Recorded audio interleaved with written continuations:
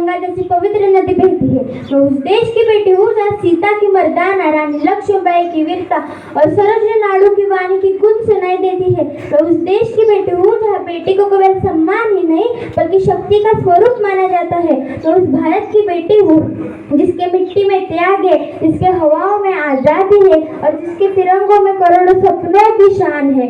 आदरणीय प्रधानमंत्री महोदय, सम्मानीय शिक्षकगण और मेरे प्यारे साथियों, आप सभी को स्वतंत्र दिवस की हार्दिक शुभकामनाएं। मेरा नाम मृण्मयी कैलाश फर्स्ट है। मैं 6ठी कक्षा में पढ़ती हूँ। आज मैं यहाँ गर्व से उस महान भारत की बात करने आई हूँ जिसने अनेक संघर्ष के बाद 15 अगस्त 1947 को आज़ादी की नई सुबह देखी।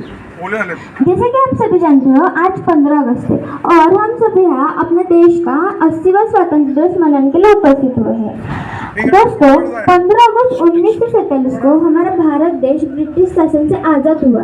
कितने स्वतंत्र सेनानियों ने अपनी जान गंवाई।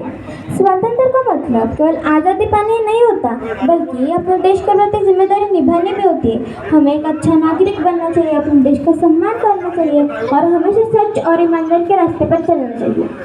आज के दिन हमें यह संकल्प लेना चाहिए कि हम अपने देश को आगे बढ़ाने में अपना पूरा योगदान देंगे और भारत को एक बेहतर और मजबूत देश बनाएंगे। चढ़ गया जो हंसकर सूली पर उन वीरों को आज सलाम है। मिली आज़ादी जो हमें खेरत में नहीं, ये हमारे वीरों का ही बलिदान है। अनेक स्वतंत्र सेनानियों में यह संदेश दिया कि राष्ट्र सबसे पहले है।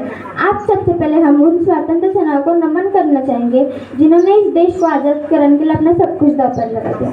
महात्मा गांधी, भगत सिंह, राजगुरु, सुखदेव, सुभाष चंद्र बोस, रानी लक्ष्मीबाई समेत सैकड़ों महान स्वतंत्र सेनानियों के त्याग, तपस्या और बलिदान की याद दिलाता है।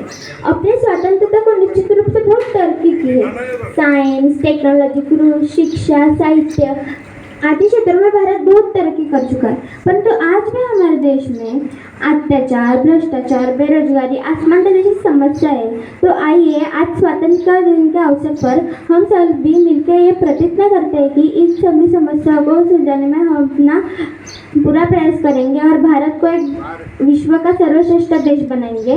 जाते जाते मैं अपने भाषण का समाप्ति एक शायरी से करना चाहूँगी। देशभक्त से देश की शान है, देशभक्त से देश की शान है। हम उस देश के फूल है यारो जिस देश का नाम हिंदुस्तान है, जिस देश का नाम हिंदुस्तान है। धन्यवाद। जय हिंद, जय Bharat. Thank you, Mridmay, for such an amazing